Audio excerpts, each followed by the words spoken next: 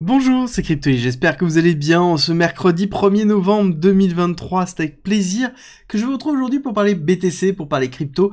On a quand même des nouvelles sympas qui sont en train de tomber, que ce soit sur nos altcoins favoris, Avax, Solana. On a Gary Gensler qui a pris la parole et on va s'arrêter sur BlackRock qui est en train de constituer sa liquidité pour l'ETF et ça commence tout de suite.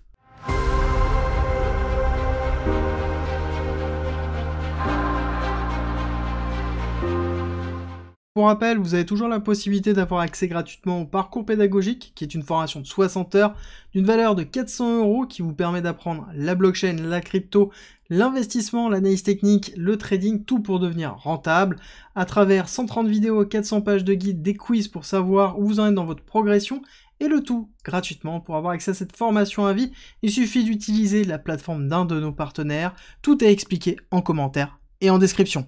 On commence tout de suite par la nouvelle sur l'ETF avec BlackRock qui sera en discussion avec des gros market makers pour assurer la liquidité de son ETF. Niveau très important et moment très important. Quand on fait un listing, alors que ce soit d'une crypto classique, on va devoir faire appel à un market maker pour créer de la liquidité au niveau de l'échange de ce token. Le principe est le suivant, c'est que il faut bien quelqu'un qui possède la contrepartie, donc une crypto et l'USDT par exemple, dans lequel il va mettre à disposition sa liquidité pour pouvoir faire les achats et favoriser. Si vous voulez acheter une crypto, il faut bien qu'il y ait quelqu'un qui vous la vende. C'est cette contrepartie, c'est très important d'avoir derrière des market makers qui sont spécialisés là-dedans. Eux, ils prennent une commission au volume dans lequel ils vont se rémunérer de cette façon-là, et à côté, vous avez un cours qui est fluide, dans le sens où vous avez bien quelqu'un pour assurer en fait une contrepartie de l'achat et de la vente.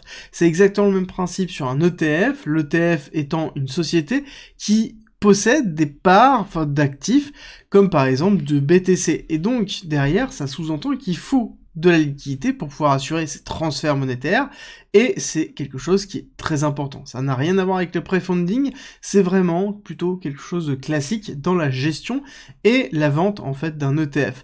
Et là, le fait qu'on soit en discussion, c'est normal, on est dans cette démarche-là de possible validation, et généralement la discussion avec un market maker se fait pas sur la validation du jour au lendemain. Je pense que l'idée générale de BlackRock, c'est de se préparer au maximum de façon à ce que on a le go, on appuie sur le bouton, c'est lancé. Point, c'est tout. Voilà, on est vraiment dans ces démarches-là.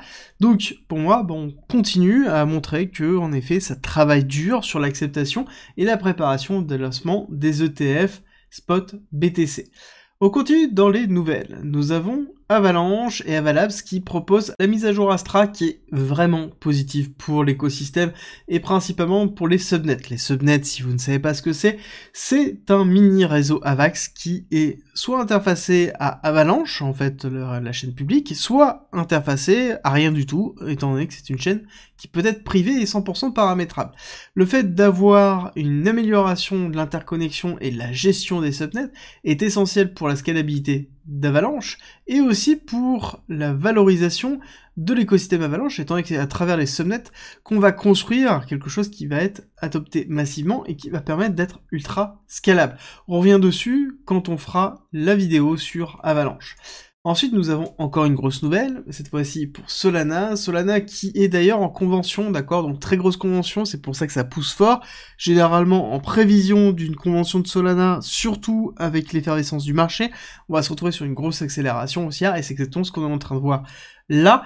Et justement, il y a deux choses qui sont en train d'être présentées, qui en tout cas moi m'ont marqué. Un, on a le fait que ce soit intégré dans la notion de BigQuery de Google Cloud, ce qui est vraiment positif. Ça veut dire qu'on a vraiment la prise de position de Solana sur le marché des NFT comme étant un des leaders des NFT, et c'est statué comme tel. La deuxième nouvelle, c'est on a une instantiation des nœuds de Solana directement sur Amazon. Alors là-dessus, au niveau de la centralisation, on est très très loin de quelque chose qui est top. Par contre, le fait qu'on ait la possibilité de pouvoir pousser un nœud Solana directement sur Amazon Cloud, c'est très positif. Ça veut dire que la complexité d'accessibilité au nœud va être réduite. Donc ça, c'est positif.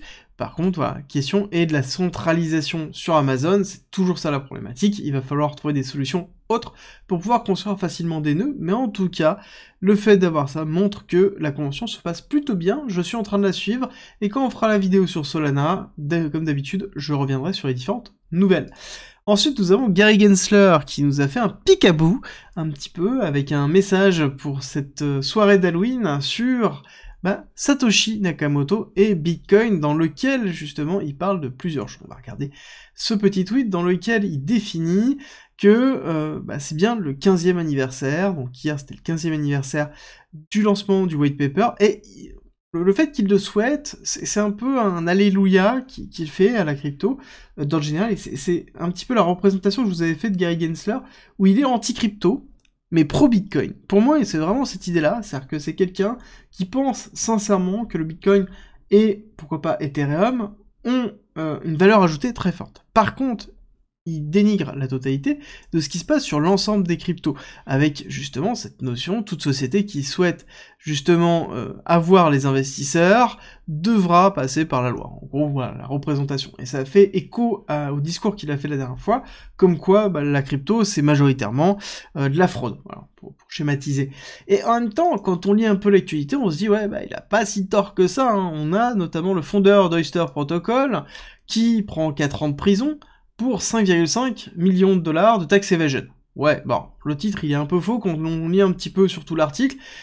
Principalement, il a pris de la prison parce que le monsieur, il a minté des perles, donc qui était le token du protocole, discretos, et il les revendait discretos aussi. Donc en fait, il a juste arnaqué la totalité des personnes qui étaient présentes sur le protocole, et les personnes qui bossaient avec lui aussi. Bon, en plus, bien sûr, il n'a pas déclaré le fait qu'il vendait des choses illégales, et donc, à côté, il s'est retrouvé sur cette tax evasion qui lui l'a fait prendre, en fait, c'est ça qui a permis de pouvoir voir la suite. Hein. Mais on va encore plus loin, parce que le monsieur avait dépensé plus de 10 millions sur plusieurs yachts. Hein.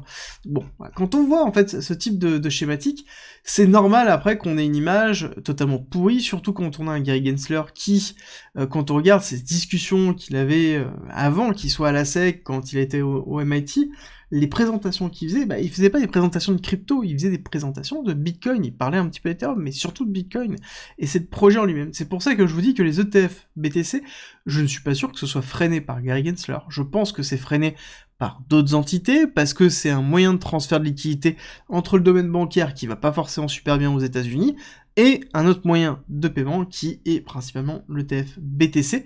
Par contre, c'est sûr et certain que Gary Gensler est anti-crypto et anti tout ce qui est les BTC maximalistes doivent être bien contents, tout ce que les BTC maximalistes considèrent comme shitcoin, d'accord? On est vraiment dans cette idée-là. Alors, au niveau du calendrier macro, qu'est-ce que l'on a? On a quand même pas mal de choses, hein. On a le Confidence Board qui est revenu au-dessus, ce qui montre aussi une grosse accélération au niveau du SP500, ce qui est plutôt positif, surtout la veille, parce que ça c'était hier, la veille d'aujourd'hui où nous avons FOMC qui va tomber à 19h avec le discours de Jérôme Powell qui va être très important parce que le taux, il va pas bouger, ça on le sait. Par contre, ça va être le discours, les mots qui vont être scrutés au niveau de cette conférence de presse qui vont déterminer si oui ou non ça va pousser à la hausse et ça va être super important pour la suite. Ensuite, nous avons le rapport Jolt aussi, pareil, qui va être très suivi, l'indice PMI manufacturier qui va aussi être très suivi, donc on a beaucoup de gros chiffres, et ensuite ce sera vendredi. Vendredi on a le PMI octobre, le taux de chômage octobre, le PMI manufacturier aussi qui va tomber, donc là on aura vraiment beaucoup de choses cette semaine qui vont tomber pour valider est-ce que l'économie américaine, oui ou non, est en contraction ou en expansion. C'est un peu ce que tous les analystes sont en train de se poser comme question. Alors ce qui est intéressant de voir d'ailleurs, c'est que quand on regarde le S&P 500, durant toute cette phase d'accélération haussière, on disait qu'on était en crise, quand on était dans le top, on disait on va faire un nouvel ATH dans l'année, et ensuite on est dans un retracement très fort au niveau du S&P 500, et dans ce retracement, on dit que l'économie américaine, en fait, ça va. Bon, faut juste faire attention, prendre un petit peu de recul par rapport à ça, on est dans une phase de retest au niveau du S&P 500, phase de retest agressive. La question que je suis en train de me poser clairement, c'est est-ce que on va faire ce retest agressif, ou est-ce qu'on va aller chercher un autre retest qui est un petit peu plus haut, qui serait en fait dans cette zone-là et cette zone-là, donc c'est-à-dire dans les alentours des 4250 jusqu'à 4270. Est-ce qu'on va aller faire ce retest-là? C'est la question que je me pose.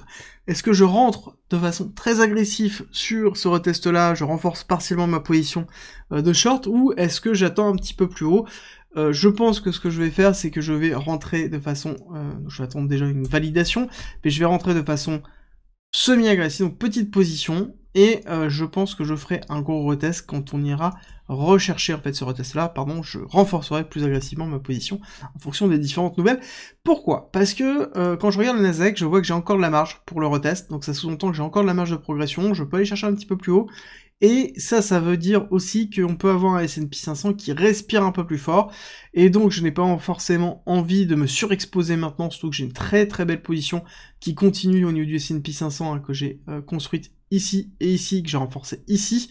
Donc là, je veux vraiment travailler cette position à la baisse, continuer à la bosser pour aller chercher justement les targets un petit peu plus basses.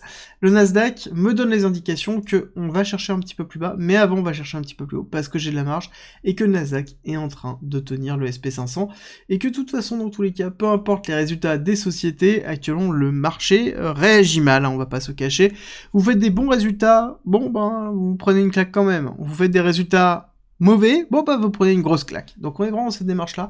Donc pour moi ça renforce le biais baissier et qu'on va continuer sur ce Q4 2023 à aller chercher un petit peu plus bas. Bonne nouvelle que nous avons sur le pétrole, nous avons fait la clôture monthly où on a ravalé la bougie précédente, où là on a une indication d'une possible continuité baissière pour aller retester les zone 75, 80, 75, voire même pourquoi pas un petit peu plus bas. Donc là, il va falloir patienter, je pense que ce qu'il va falloir attendre, ça va être la rupture ici de cela de 77 pour se dire que potentiellement on va aller chercher ici les 73, voire les 71. Est-ce qu'on ira chasser les 70? Ça reste à déterminer.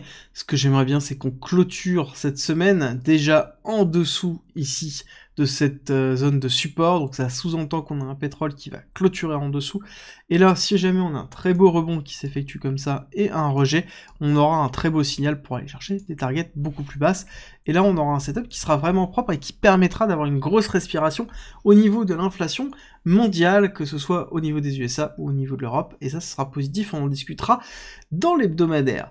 Au niveau du BTC, on a fait notre clôture, ça y est, monthly, enfin, très belle clôture, dans laquelle on a clôturé quand même à plus de 34 000, où on a fait une clôture dans le Kumo de Ishimoku, ce qui est plutôt positif, ça veut dire qu'on commence à travailler vraiment à la hausse. Là, il va falloir encore une fois faire un petit peu attention parce que on est quand même dans une semaine qui est relativement flat, hein. Quand on regarde, là on a très peu de volatilité, on a un écrasement, ce qui est plutôt classique, hein. Quand on a cette accélération haussière, on a plutôt quelque chose qui est flat comme ça. On le voit bien ici, hein, pareil, ce type de bougie là où on a des semaines où on a un petit peu de volatilité au sein de la semaine, mais quand on regarde la journée de départ et la journée de clôture, on a quelque chose qui est flat, donc très peu de volatilité intra-weekly, et donc ça montre qu'on a un combat interne, mais qu'on n'a rien. Là, on a quand même assez peu de volatilité, même au sein de la semaine.